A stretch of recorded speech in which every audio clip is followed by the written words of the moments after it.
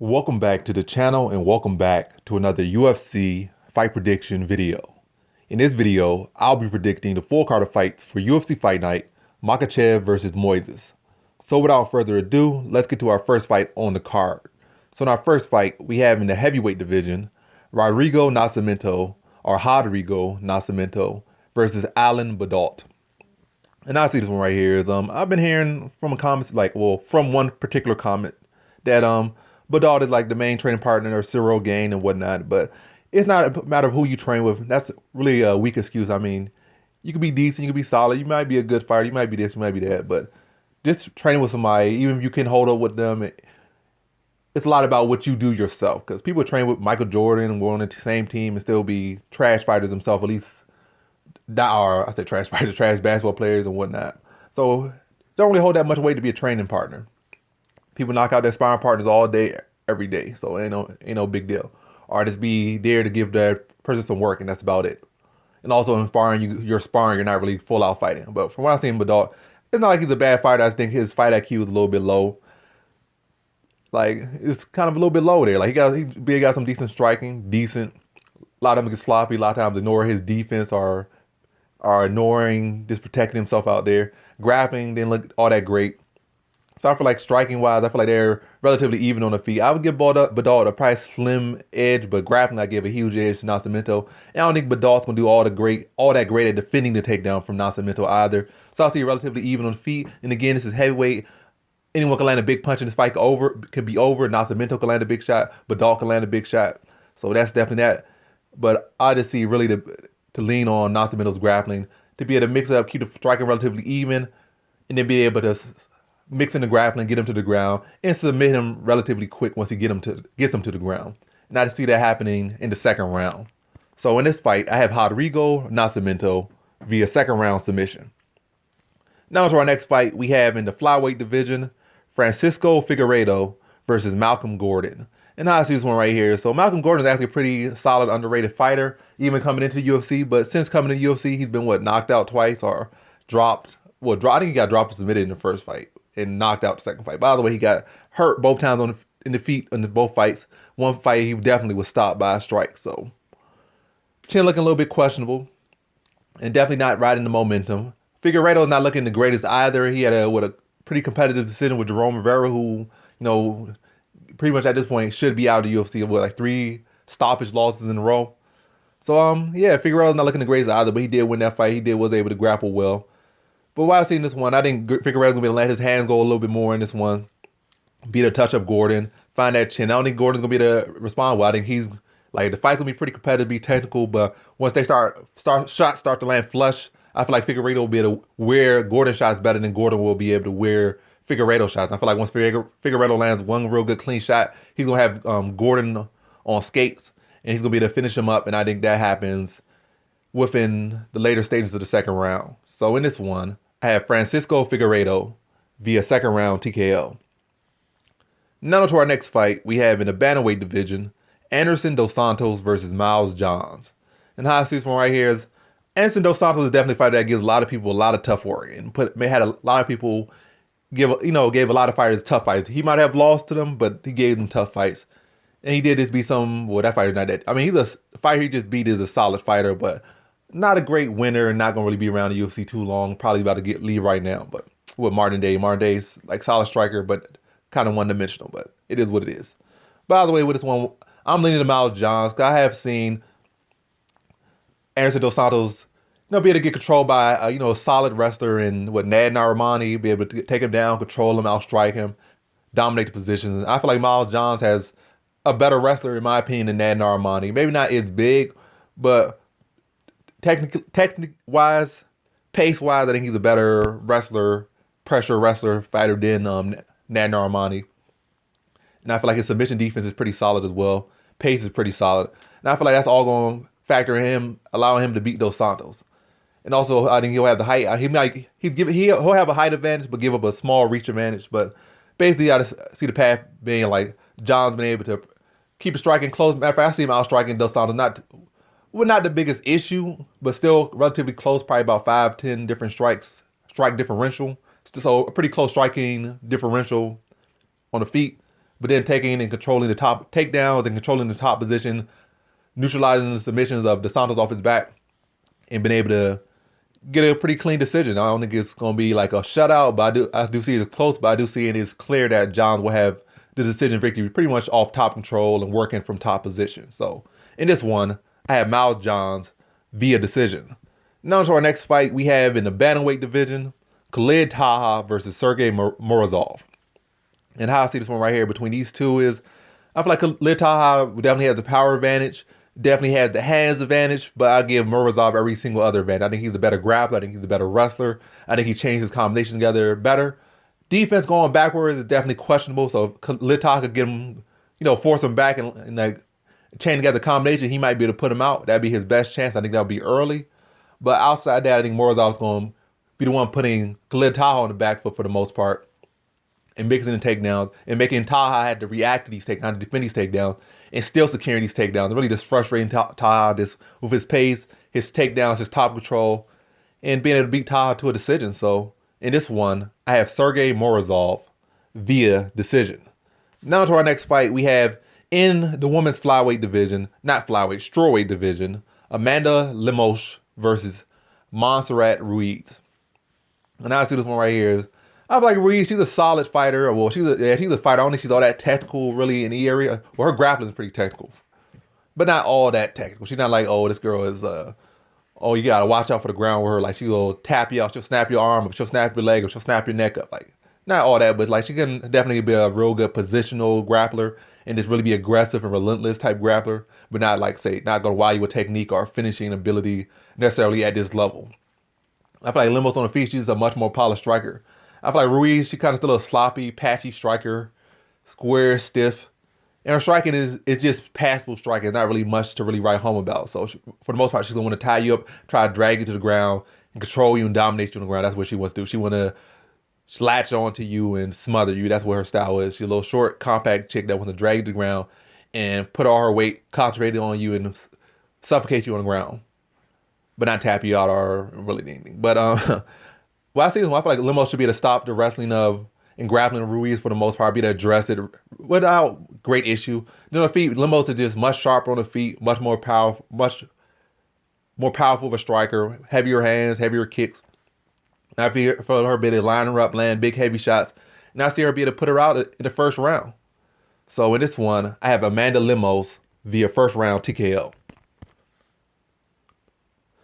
Now to our next fight, we have in the welterweight division, Daniel Rodriguez versus Preston Parsons. And how I see this one right here. I feel like Preston Parsons presents a good well-rounded skill set, good experience, still a very young fighter. He's like 25, 26, so still a very young fighter. Still a lot of talent. I mean, yeah, a lot of talent, but I also see that it factor in him. I don't see anything that that extra edge to take him longer. I see a fighter that can stick around in the UFC and hang around in the UFC and give a lot of people, get some decent wins. And give some up-and-comers and future stars some work. But, just be there as a fighter that just might hang around at best. Or be here and gone. Like, he has all the stuff to, make it to the level, but not go beyond or rise up or stick around. That's what I see him as.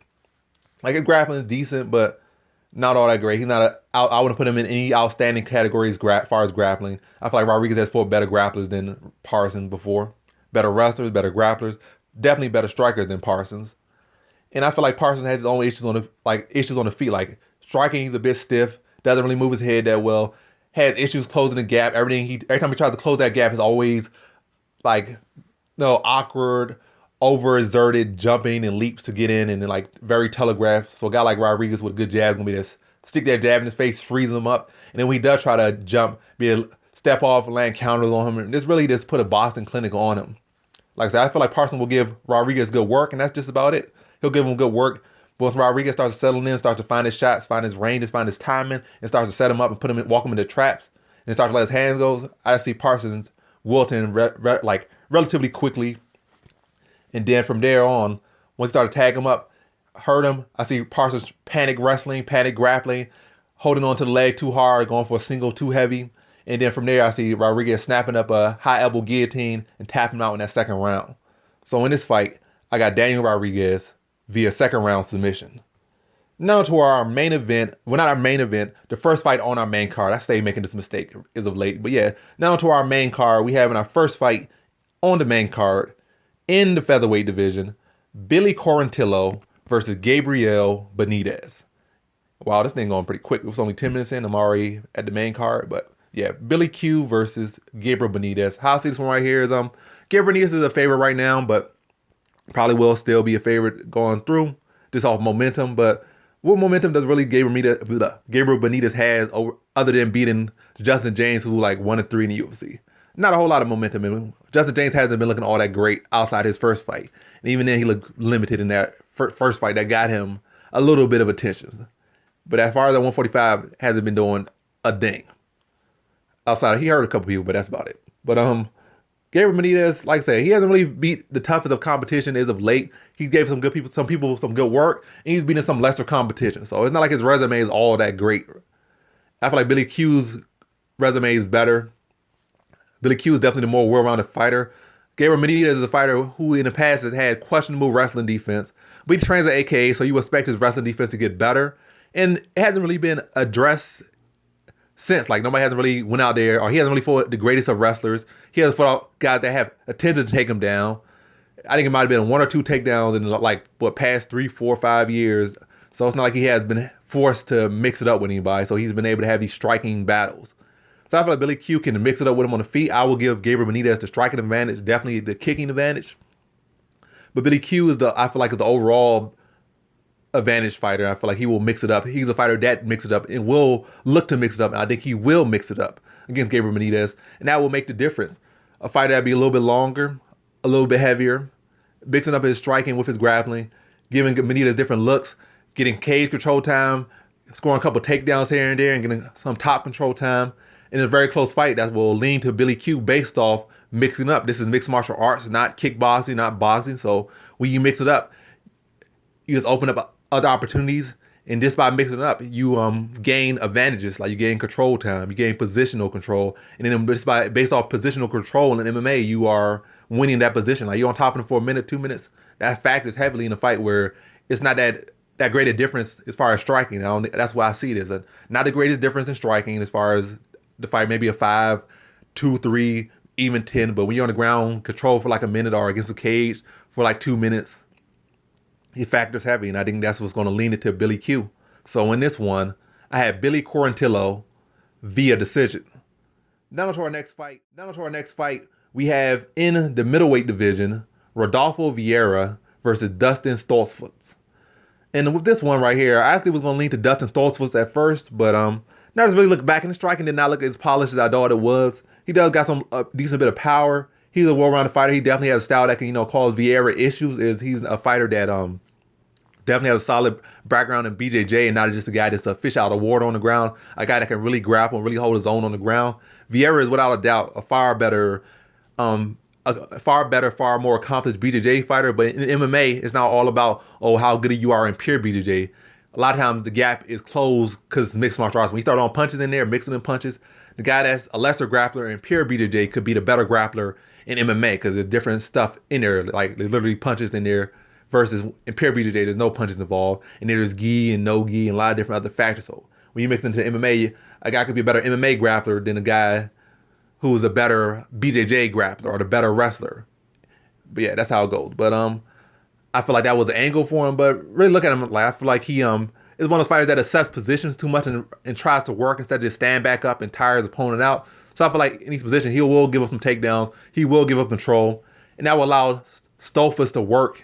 Not Stoltzfus, will allow Vieira to work, allow Vieira to be able to control the position or at least be on top. Instead of, working back to his feet or attempted submission or stand up. Try to go for a reversal, try to go for a sweep or stand up. Because in MMA, if you're on bottom, unless you're getting in submission or working to get back on your feet, you're losing. I feel like in this fight, he's going to allow Vieira to pressure him, allow Vieira to control him against the cage, allow Vieira to score takedowns. I still think it's a tiring fight. Relatively close, but clear that Vieira wins the first 2 fights. I mean, the first 2 rounds, not first 2 fights. And then in the third round, I see him a bit tired Vieira in that third round, like a tired Vieira in that third round. And, just able to eke out that third round, not win the round, but, survive the third round tired get back in the win column and get a win over Stoltzfus. So in this one, I have Rodolfo Vieira via decision. Now to our next fight, we have in the lightweight division, Makhachev Gamrot versus Jeremy Stephens. And how I see this fight right here between these two is, I always just going to go back to Jeremy Stephens on this one. This is a guy that just historically is not a winner and has the most losses in UFC history and has had issues with wrestlers in the past and grapplers in the past, like Frankie Edgar. I can bring up another name, Charles Oliveira. And even fighters that really, anytime a fighter's not going to play stuff, so you can throw in Yair Rodriguez, you could throw in Zabit Nurmagomedov, Zabit Magomed Sharipov, or his long name, Zabit. Just call him Zabist, because that last name kind of hard on the tongue. But anytime somebody not going to play his style or not go out there and just trade with him, typically Jeremy Stephens does not fare well with him. You can't even really mention a guy that didn't play his style or didn't fight to his style that didn't beat him. Like, it's hard to really pick out somebody that didn't fight to his style and didn't beat him. That's good. Like, maybe some lower tier guys that just aren't that good, or really just like forget your memory. Those guys he might have beat that try to do that like a style where they're not engaging with him, not engaging in the brawl. But anytime somebody wanted to wrestle or fight on the outside, like Max Holloway, like the list just goes on and on. Like, he lost, and even against Calvin Kattar, or Qatar, Calvin, I think it's Kattar. I don't know if it's Kattar or Qatar, but even in that fight, Kattar gave him his fight, but Kattar still came out the victor. So even when you do fight a style, potentially you beat him if you're better than him or just better on the night. But to get to the point of this one, I just feel like, again, historically, when you don't fight Jeremy Stephens style, 9 times out of 10 or 9.5 times out of 10, you're going to beat him, and Gamrot's not going to fight his style. Gamrot's going to be out there aggressively wrestling him. Probably even better than Frankie Edgar wrestling. Only I think that he's not going to do as well as Frankie Edgar is control, be able to land damage from the top position. I think it's going to be more so takedowns after takedowns. He's going to be a little bit more relentless with it, a little bit more versatile with the takedowns and mix them up a little bit more. Maybe not hold Jeremy Stephens down as much, but the fact that he's going to be on Jeremy Stephens relentlessly, you want to get up, here you go for another ride. Here you go, swoop you up, take you back down, drag you back down. A very tiring fight, but Gamrot at this point still has a lot of cardio, a insane amount of wrestling cardio. Great chain wrestling, just phenomenal at this, not giving you any breather. And so Stephens can get up all he wants, but he's going to end up right back on his butt, right back on his back. And Gamrot just going to take him down after takedown, a takedown highlight reel, and really coast to a decision against Jeremy Stephens. So in this one, I have Makhachev Gamrot via decision. Now to our co-main event, we have in the women's bantamweight division, Marion Reneau versus Miesha Tate. So we got a return of Miesha Tate versus the departure of Marion Reneau. And I don't know why I'm talking so weird, but it is what it is. So again, the return of Miesha Tate versus the departure of Marion Reneau. But how's it?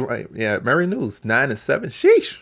But how I see this one right here is that I feel like Marion Reneau is a fighter that, she is 45, like something like that, 44, 45. She old, but she always had like a lot of talent. Like, even at this age and years prior, she had a lot of talent. It is like a lot of things didn't line up. Like, she's old, but even at that old age, she still was in a better shape than a lot of the women. Her striking was, especially around before Amanda Nunes was champion. Like, I saw her as a woman's fighter that had striking much further than the average women's MMA fighter. Like, dang, this chick could really box. She got some real nice hands. She got some real nice striking.